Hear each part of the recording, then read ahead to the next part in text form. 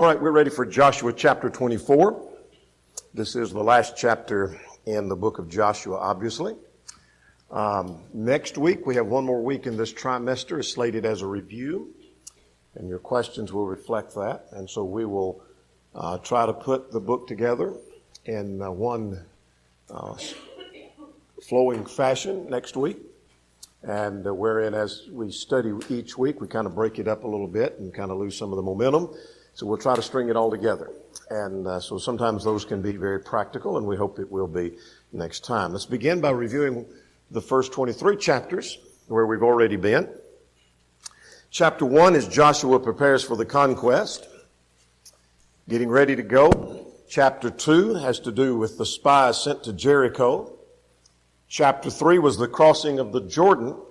And chapter 4, the memorial stones. We'll talk more about those even this evening. And then the second generation was circumcised in chapter 5. And then in chapter 6, we begin the conquest itself. And that is the taking of Jericho as part of the central campaign, the failure at Ai, chapter 7.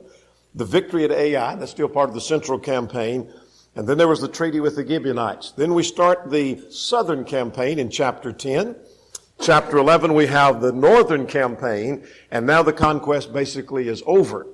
Not settling into the tribes, but the conquest is over by chapter 11.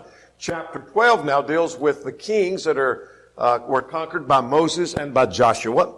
Chapter 13 deals with the divisions of the land on the east side of the Jordan River. Chapter 14 starts that on the west, and we have Caleb inherits Hebron.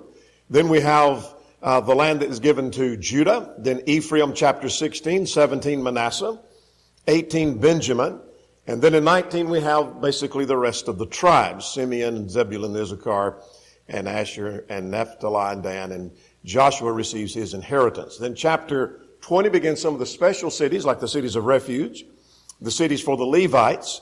And then we have the eastern tribes, we'll talk about this a little more this evening, return and they build their altar. And then chapter 23 was Joshua's farewell address to the leaders. Now chapters 23 and 24 go together, though maybe, and we'll give some indication of this in a moment, may have been uttered at different times. And we'll talk about whether that was true or not here in just a moment. Here is our outline we've been following. We'll look at this one more time next week. We have the crossing of the river, chapters 1 to 5. Then we have the conquest, or the conquering of the enemy, 6 through 12. And then we have the claiming of the inheritance in 13 to 24. And that's where we are as we finish this up. Under the claiming of the inheritance, we have the tribal territories being assigned out, the special cities we've already talked about, the border tribes allotted, and then the entire nation is admonished in 23 and 24. And we saw the first part of that in chapter 23. Now let's go back to 23 in principle just for a moment, and then we go to a question or two. Chapter 23, we simply refer to that as Joshua's farewell to the leaders. And so we have verse 1 of chapter 23, or chapter 23, verse 2, that Joshua called for all of Israel and for their elders and for their judges and for the officers and said to them, etc. But it's obvious that he's speaking to the leaders in chapter 23, telling them several things that we'd addressed in our study last time about how God will drive out your enemies, but you're going to have to remain faithful. And if you don't remain faithful and you don't heed and obey God, then God's not going to drive them out. And he told them that they had received every part of the land that had been promised.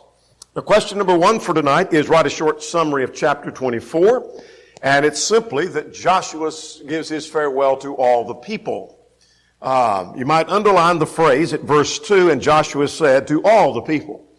He seems to address the leaders in chapter 23 and all the people now. Was this just one continuous speech? Maybe so. Not everything that is mentioned in this text is implied necessarily to be sequential, in sequence. Chronological sequence is what I'm trying to say. Or for the Bible, for that matter, unless the Bible says so. But it seems at verse 1 that there seems to be even maybe a different time. And I say maybe because I'm not just dead set on that. But Joshua gathered all the tribes of Israel to Shechem. And he called for the elders and for the heads and for the judges and officers, etc. And they presented themselves. And then Joshua said to all the people. So was this the same occasion of chapter 23? Maybe so. But I think it could be possible that these may have been even separated by a little bit of time. I don't know that that's the case. I'll just leave that for you to consider. But I want us to notice at verse 1. Well, let's look at the outline first, and then we're going to notice where this took place.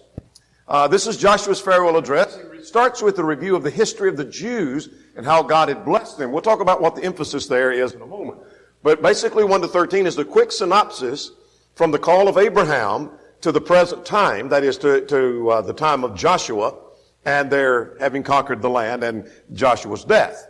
So basically a history of all of that. Then he challenges them to serve God faithfully in 14 and 15, and the people make the pledge they're going to do that very thing.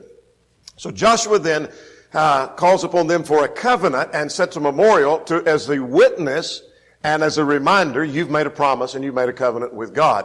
Then we have the story of the death of Joshua. Now let's talk about where this took place. Verse 1 says that he called Israel to Shechem. Now Shechem is right here, is one of the cities. This is a list of the cities of refuge, and it was one of the cities of refuge. This is where this took place.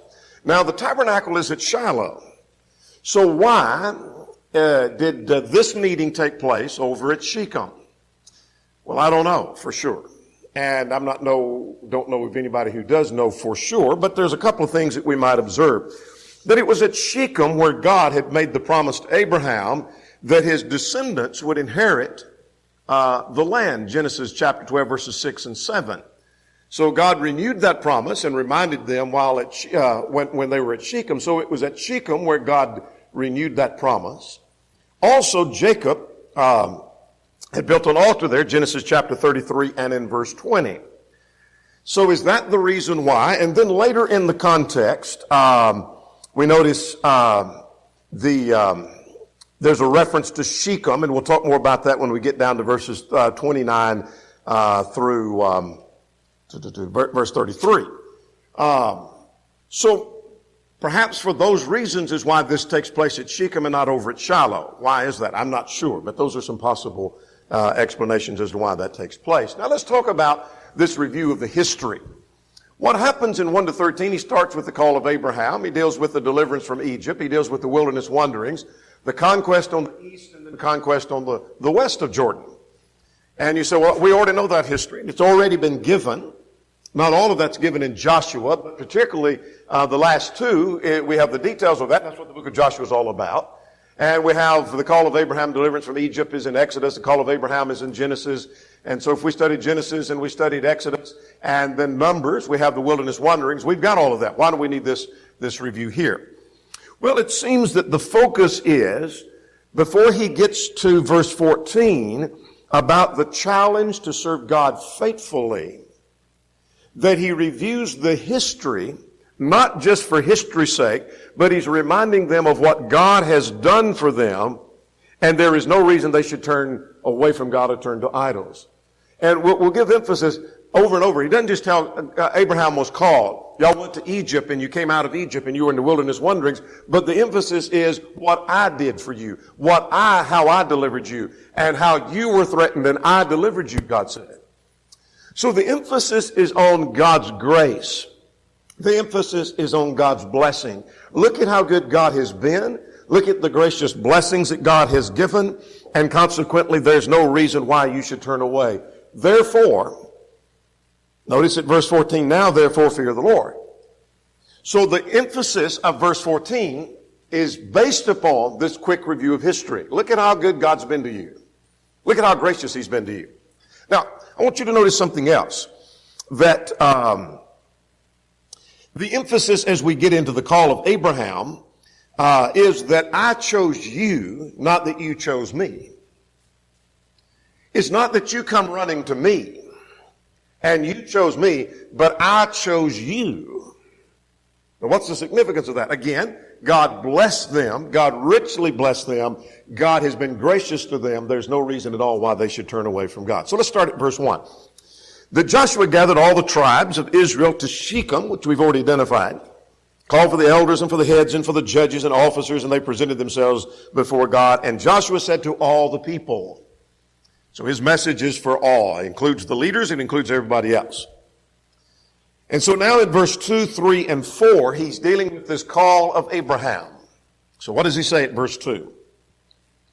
Your fathers, including Terah, the father of Abraham, the father of Nahor, dwelt on the other side of the river, that is the Euphrates, is what he's talking about, in old times, and they served other gods. Abraham was raised in a family, in a home that were idolatrous. Terah was an idolater. Abraham was raised in the midst of idolatry, and then God called him from that. And both Abraham and even his father became believers in God. And here's something very practical. We'll get ahead of ourselves. We'll come to practical things later. But you can overcome your raising. Quite often we put the blame on someone. The reason they live like they live, and they're so, look at the raising they had. Look at the home they were raised in. They don't stand a chance because they were raised in the home that didn't have respect for God. And so they really can't help the way they're living. Abraham was raised in idolatry. Abraham's father was an idolater, and yet he was the greatest example of faith we can read about in Hebrews chapter 11.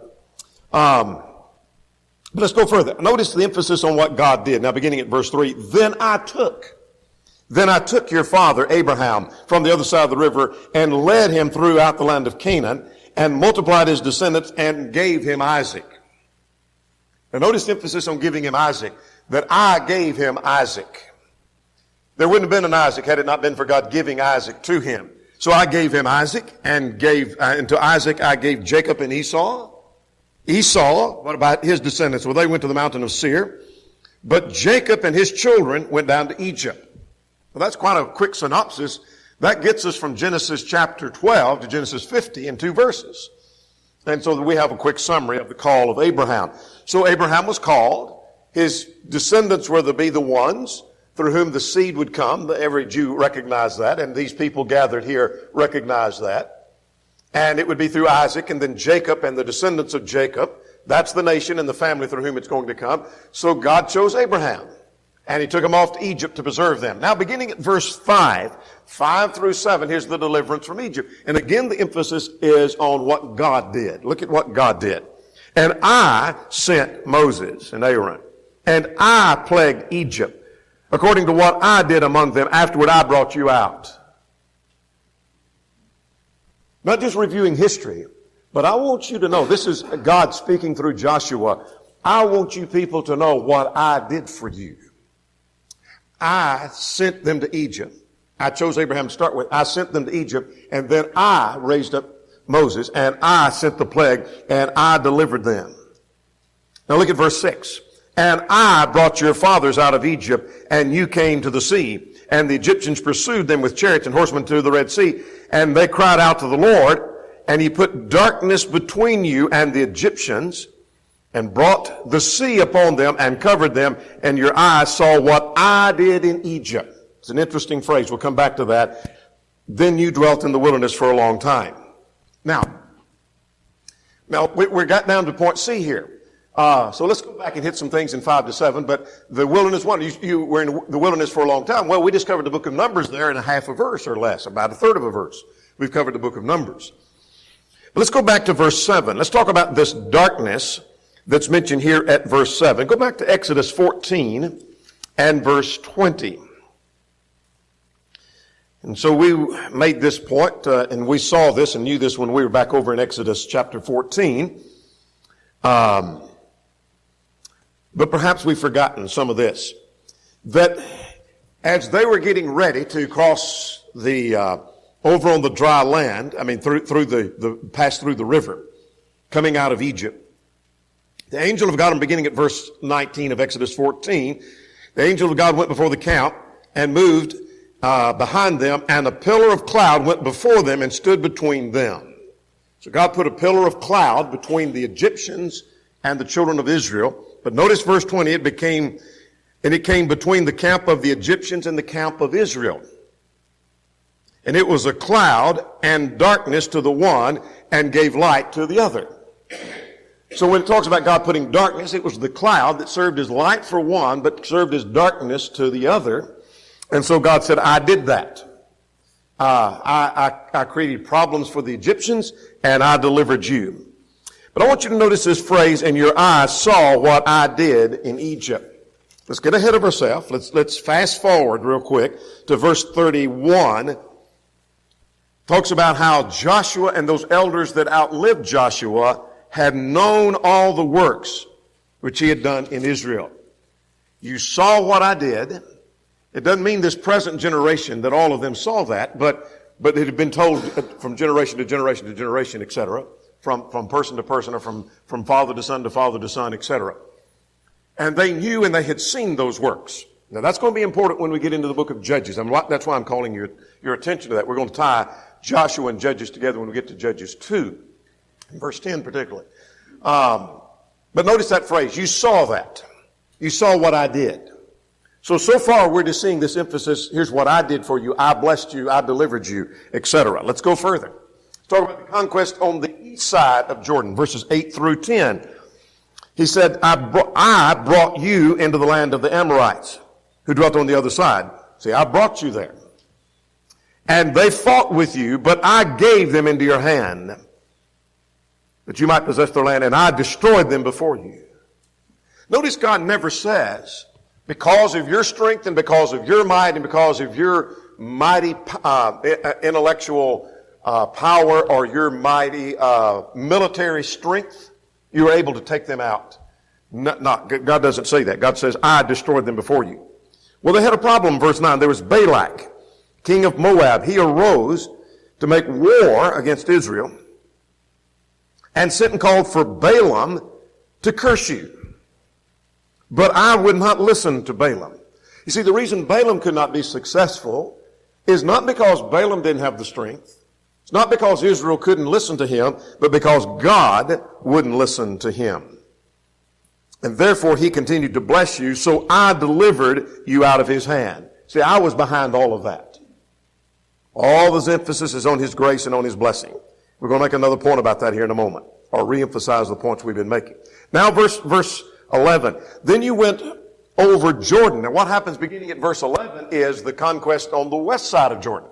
So I was there, and the reason you conquered Og and Sihon, he doesn't mention them by name, but the reason you conquered those kings on the east side is because of me. Now verse 11. What about when you crossed over and you came to Jericho? The men of Jericho fought against you, but they weren't the only ones. The Amorites, the Perizzites, Canaanites, Hittites, Girgashites, Hivites, and Jebusites. But I delivered them into your hand. So whether you're talking about the central campaign, the southern campaign, or the northern campaign, doesn't matter. I delivered every one of them into your hand. The reason you took Jericho, the reason you finally were successful at Ai, and you took the south and you took the north is all because of me. Now let's talk about the hornet at verse 12. And I sent the hornet before you. We'll come back to what the hornet may be. And drove them out before you, and also 2 kings of the Amorites, but not with your sword or with your bow. In other words, it wasn't with your strength. It wasn't by your might. It wasn't by your power. It wasn't by your numbers. It was by my grace and my power that this was all accomplished. Now let's go back and talk about the hornet. I sent the hornet. Let's go back to Exodus 23. We've come across this phrase a couple of 3 times. Exodus 23 and in verse 28. Exodus chapter 23 and in verse 28. I will send hornets before you, and so drive out the Hivite and the Canaanite and the Hittite from before you. So what is that talking about? Well, let's go to another passage first, and then we make some brief comment. Deuteronomy 7 and in verse 20. Deuteronomy 7. This is one of the speeches, the second sermon of Moses as he's giving his speech, giving his sermon. And this is talking about obedience and separation first and then obedience. And now notice at verse 22, and the Lord your God will drive out those nations before you. And I'm at the wrong verse. I'm down at verse 22. Back up to verse 20. Moreover, the Lord will send the hornet among them until there are none left who hide themselves from you are destroyed. Well, in Exodus and Deuteronomy, the promise was, I will send the hornet before you. And then when we come over to Joshua, Joshua's wording here is, I sent the hornet before you and drove them out. Some commentators take the view that this is literal swarms of hornets, and that God used them as a tool of driving out the enemies. And so God sent hornets and drove them out so that the people fled and the people ran. I don't think so. But if that's the case, let's just be convinced that that is the case, that God used literal hornets, then the point is God did it. And it wasn't by the power of the hornets, by the power of God that God sent the hornets. So why don't we think it's probably, I don't think it's probably referring to literal hornets. For this reason, there is not a reference anywhere. We read about hailstorms, for example. God using that.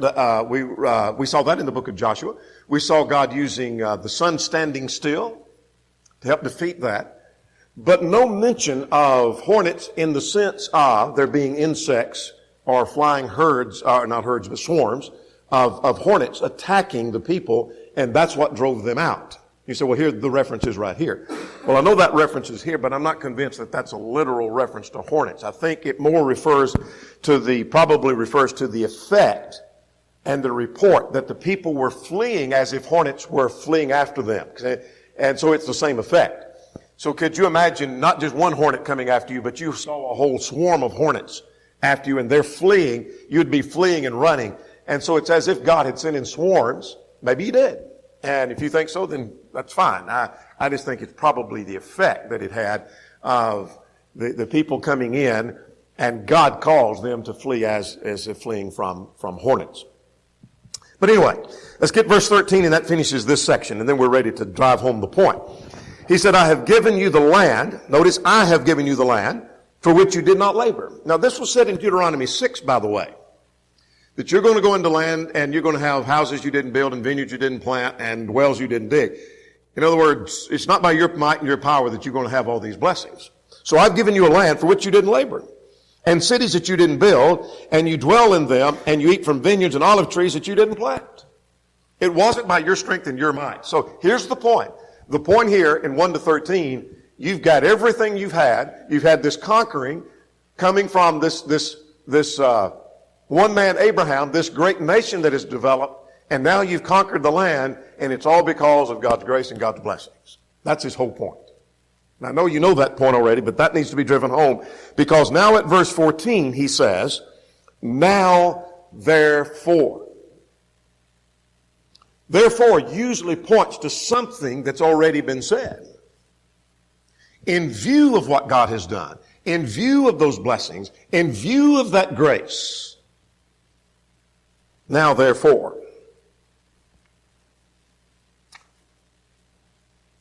So now before we get what the therefore is, let's catch up on some questions.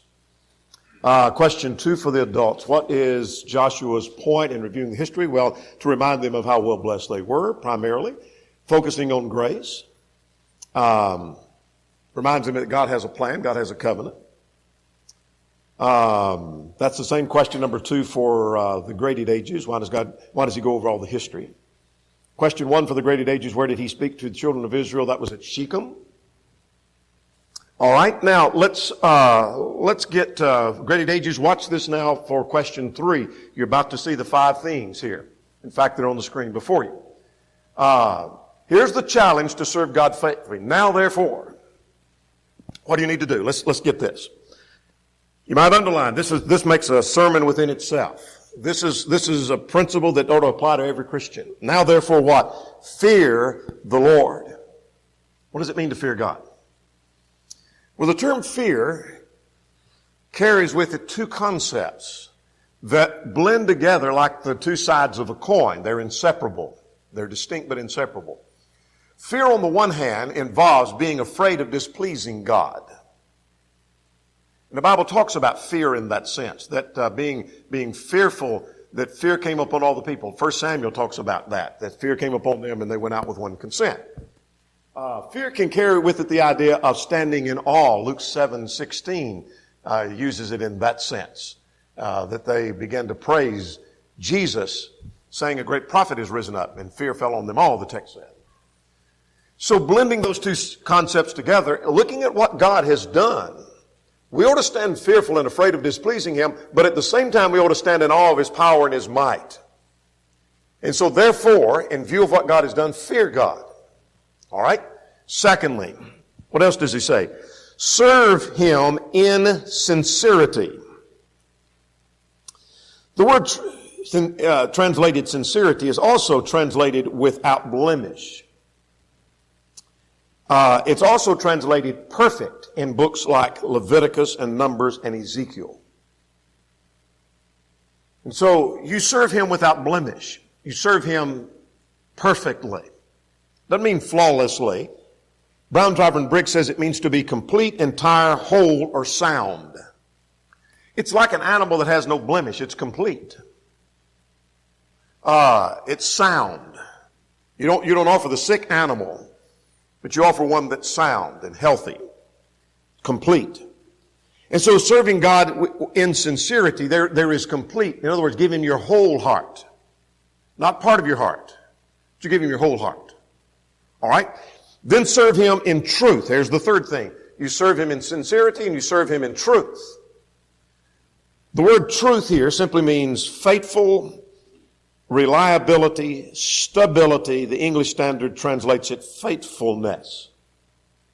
In other words, be reliable. Some people serve God, but they're not reliable. They serve God, but they may not be serving him tomorrow. And you can't count on seeing them serving God next year because you don't know. They're just not reliable. They're not stable. You serve God stably, reliably, faithfully, sincerely, in sincerity and in truth. Now, verse 14, you keep this in mind because we're going to come to this at the end of the book a little bit later, at the end of the chapter later. And put away the gods which your father served on the other side of the river and in Egypt. Put all those gods away. We'll make a point about that a little bit later. In practical application, you can't serve God without putting sin out of your life. You got to put it out. You got to get rid of it. So put away your gods. And then the rest of verse 14 and 15 says, serve the Lord. So let's talk about serving the Lord. Then he says, serve the Lord. Now at verse 15, the most noted and quoted verse probably of the entire book, is all about serving God. If it seems evil to you to serve the Lord, choose for yourself whom you will serve. You have a choice. You're a free moral agent. You've got a choice. You can go back and serve gods, which he mentions, whether the gods your father served that were on the other side of the river or the gods of the Amorites, in whose land you dwell. You can choose to serve them, or you can choose to serve God. You've got a choice. It's your choice. But as for me and my house, we will serve the Lord. We've made our decision. I want us to look at this phrase for a moment. If it seems evil to you, interesting phrase to me. If it seems evil to you, verse 15, to serve the Lord. Let's look at some of the translations of that. The New Century Version, but if you don't want to serve the Lord. New American, if it's disagreeable in your sight. Holman, but if it doesn't please you. The New International, but if serving God seems undesirable. Your Revised Standard Version, if you're unwilling to serve the Lord. The NLT, but if you refuse to serve the Lord, if it's wrong in your eyes. The Young's a literal translation. It does give this literal concept, seemingly, that if it seems evil to you. Now, why would it ever seem evil to serve the Lord? Notice the wording of that. And if it seems evil to you to serve the Lord. And if it seems wrong in your eyes, the Young's literal. That's one of the more wooden translations, like the American Standard. Perhaps more wooden than the American Standard. How could it seem evil?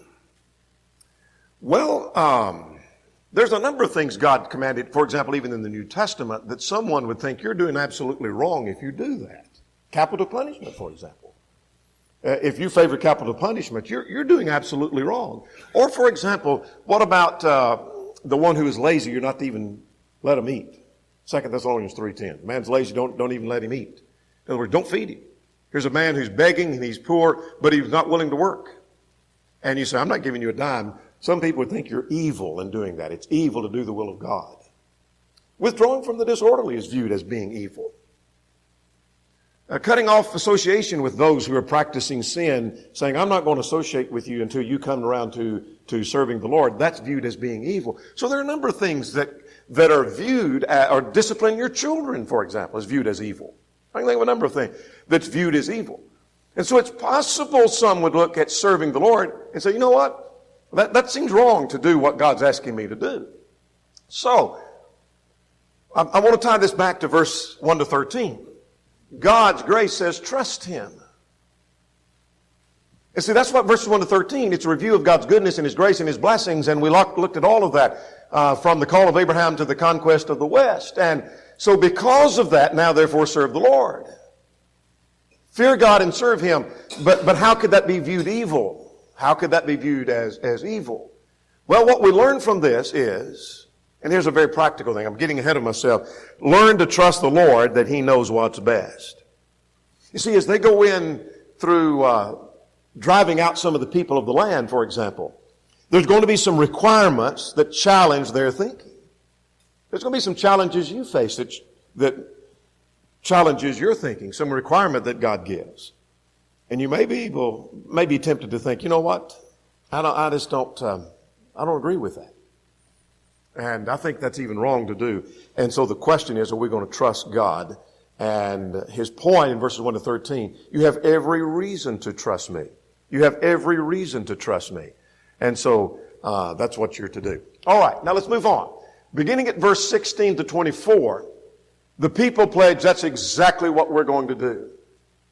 We're going to do exactly what you said. You've given us a challenge to serve God faithfully and fear God and put away our... That's exactly what we're going to do. So here's some back and forth between Joshua and the people. Let's look at 16 to 18. The people say that we cannot turn from God who has blessed us so richly. So let's see 16 to 18. So the people answered and said, far be it from us that we should forsake the Lord and serve other gods.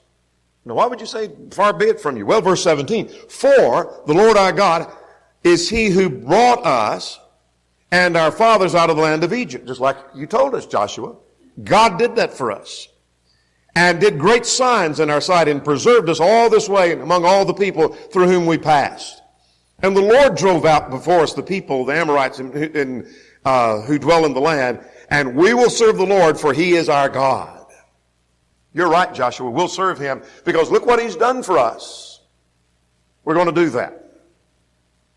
Well, let's see what he says at verse 19. Now, verse 19 is a little bit difficult. For Joshua says to the people, you cannot serve the Lord, for He is a holy God. He is a jealous God. He will not forgive your trespasses nor your sins. You forsake the Lord, serve foreign gods. On a cursory reading, look at verse 19, and it is a strong statement. It looks like a simple statement. You cannot serve the Lord, and He will not forgive your sins. But it has to be conditional. That is, it is a demand for complete obedience. So what Joshua is saying to the people, what I've put before you is complete obedience. Verses 14 and 15. And you say you will, but let me tell you something. I'm speaking as if I'm Joshua. Let me tell you something. You hadn't got the point yet that this is complete surrendering of your will and complete obedience. What Joshua is saying at verse 19, you cannot serve God and you cannot be forgiven in your present condition unless you repent. Now, why am I saying that? Well, there was some who apparently have already turned to idols. And what evidence do you have of that? Well, verse 14, he tells them to put away their idols. Now, can you imagine me standing before a crowd preaching and say, you've got to put away your adultery before you can be right with God, and there's not a single person who's even committed adultery in their life. Doesn't have any application. Doesn't mean everybody's guilty of that. Let me footnote here. Jesus, for example, spoke in Matthew 3 about some being baptized with the Holy Spirit. I'll baptize you. Jesus will baptize you with the Holy Spirit. But not everybody in the crowd was going to receive that. He even mentioned baptism of fire in Matthew 3. Not everybody to whom he was speaking is going to receive that. Not everybody is guilty of the idolatry, but some were, according to verse 14. Let's get ahead of ourselves. Let's fast forward now. And I want you to notice verse 23. Verse 23, now therefore, he said, put away the foreign gods which are among you. There's idolatry among them now. So his point is, you cannot serve God and these foreign gods at the same time. God's not going to listen. God's not going to forgive you. And you can't serve God until you put these idols away. Well, are they all guilty of idolatry? No.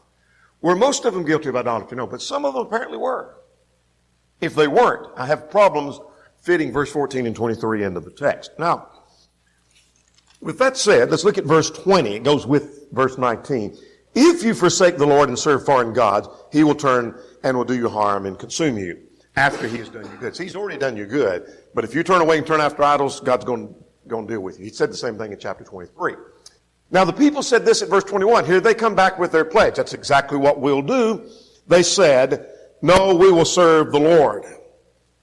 So Joshua says, you are a witness. Now, in what sense are they a witness for themselves or against themselves? It's like you giving a pledge. You maybe not even sign a document, but you just your signature serves as a witness. And but let's just take that for example. Let's say you sign, and here's an agreement, and you sign it that I'm going to pay this X dollars, and you don't do it. Here is a witness that condemns you because your name is right here where you agreed to do that. Well, the very oral words you give serves as a witness. But he's going to have them do more than that. So let's see what he says. You're a witness against yourselves that you have chosen the Lord for yourselves and serve him. And they say, we're witness. They understood. Yeah, we are witness. We're saying we will, and our word can stand against us. And so then again, he tells them to put away their foreign idols, put away their foreign gods which among you, and cling to and incline your heart to the Lord. And the people said to Joshua, the Lord our God we will serve, and his voice we will obey. So what Joshua does at verse 25 and 26 now or through verse 28, is a covenant and a memorial to their promise. Now I want to get this. We've got about 5 minutes. I think we have time to finish the chapter to do this. So Joshua made a covenant. It's an agreement with the people that day and made for them a statute and an ordinance in Shechem. This is where they're gathered. And Joshua wrote the words of the book of the law and took a large stone and set it under an oak tree, which is by the sanctuary of the Lord. And Joshua said to all the people, behold, the stone is a witness to us, for it heard the words of the Lord, which he has spoken to us, and it shall therefore be a witness to you, lest you deny the Lord. And so then Joshua dismissed them and sent them their way. So they're saying, we're going to serve the Lord. Just like you've been saying in the speech. We're going to serve him, we'll serve him faithfully. We've got to put the idols away. Well, sure, we're going to serve the Lord, and we're going to listen to him. That's exactly what we're going to do. So Joshua writes down the words and puts it by, let's get the wording here. He took a large stone and set it under an oak, and it served then as a witness, a reminder that when they would see that, we made a pledge. We made a promise. And that's exactly what we did. It's much like if you took the marriage certificate that when you get married, that the state issues that says you're married and you signed it and your pledge that you're bound to each other. And you put that on the wall, and every time you see that should remind you, I made a pledge, I made a promise. And that serves as a witness to remind me I made a promise to be faithful. Now let's take just a moment before we finish the rest of the chapter. And notice, I borrowed this list from Wiersbe, of 9 memorials in Joshua. I hadn't kept up with all of those by number, and I had seen this before, but I had forgotten his list of 9. You may discount 1 or 2 of those that you think, well, I wouldn't count that as a memorial. But it's interesting that Joshua mentioned several times. For example, the stones in the midst of the Jordan. Remember that chapter 4? I said earlier we'd come back to that. The stones they took on to Gilgal, chapter 4. Stones in the valley of Achor, the heap of stones at Ai. There was an altar at Mount Ebal. There was the stones of the law at Mount Ebal. There was a stone at the cave. There was the stones of the altar that was built by the Jordanic tribe that they misunderstood. And then here we have these stones here. I'm just trying to illustrate that over and over again, Joshua would establish, put these stones here as a reminder. Put this stone here as a reminder. Here is something that, again, is a reminder. And again, this will remind you of your pledge. You said you would serve the Lord. All right, now let's finish the chapter. We've got a couple of minutes to go, so let's see if we can do that. and get some practical things mentioned. We have in 29 to 33 the death of Joshua. Joshua died and was buried. Verse 29 and 30. That he was 110 years old. Adults, you have question number 7. Question number 4 for the graded ages. He was 110 years old, and they buried him within the border of his inheritance, the mountains of Ephraim. Now, verse 31, you might underline or make a note, particularly the word known here. We're going to make a point about this when we get to the book of Judges. That Israel served the Lord all the days of Joshua. Now, there were some that turned aside, but as a whole, I think is what he's saying, as a whole, the nation served God. All the days of Joshua. And all the days of the elders that outlived Joshua, who had known all the works which the Lord had done for Israel. If you're disposed to make marginal notes, make a note out to the side, Judges 2 and 10. And when we get to Judges 2:10, we're going to make a note to come back over here. Those are almost identical wording. There's 2 words that are different. And we'll talk about what those are in a couple of weeks. Or 3. But make a note, Judges 2:10. They're almost identical in their wording. But now this is interesting. There were some problems. There were some who went after idolatry, 14 and 23. But now at verse 31, as a whole, the nation served God. That's his point. And they did as long as Joshua was living. And they did as long as those elders who outlived Joshua. But something happened after that. Something happened after that. Judges is going to tell us. But as long as these people who had known the ways of the Lord, which tells me, let me get ahead of myself to kind of pull the curtain back. What are we going to be saying about these 2 verses, Joshua 2:10, Judges 2:10 and Joshua 24:31, is that the next generation failed to teach their children. Because the next generation did not know the ways of the Lord. We'll get to that in the book of Judges. Now, let's get 32 and 33. They took the bones of Joshua, which were brought up out of Egypt. They buried at Shechem. And that was the verse I was looking for a moment ago, in addition to the promise being renewed with Abraham there, and Jacob making an altar there. The bones of Joseph are buried here, are going to be buried there, and it was. Now, what that tells me, you might make a note, or your marginal note may have Genesis 50, verses 20 to 26, and Exodus 13 in verse 19, where the statements were made about the bones of Joseph being brought out of Egypt, or supposed to be brought out of Egypt, which argues for the unity of the Bible books, that Genesis and Exodus and Leviticus, but Genesis, Exodus, and Joshua particularly are united. They're not in disarray one with another. Now, graded ages here, verse 33 is going to give you one of your answers you're looking for.